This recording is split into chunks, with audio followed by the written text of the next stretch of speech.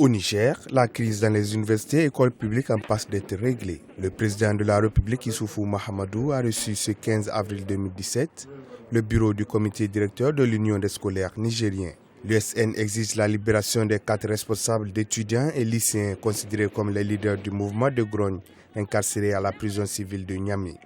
L'Union des scolaires exige aussi justice pour l'assassinat de l'étudiant Bagalé, mais aussi le limogeage du ministre de l'Enseignement supérieur. Le président de la République a donné des instructions fermes pour l'ouverture du campus universitaire et que les prochains jours, des grandes décisions vont ressortir pour sanctionner tous ceux qui ont posé cette forfaiture vis-à-vis de notre organisation et que les problèmes qui ont conduit l'Union des scolaires nigériens à partir d'un mouvement trouveront les solutions dans les prochains jours avec un comité interministériel dirigé par le chef du gouvernement.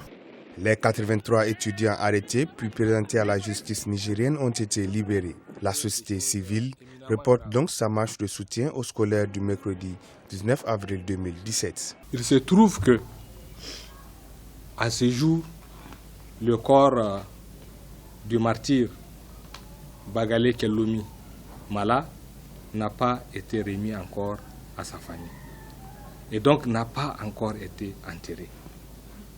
Pour cette raison, même si tout le monde a envie de sortir pour faire cette manif, nous estimons que cette manif ne peut pas avoir lieu tant que le jeune frère n'est pas encore enterré.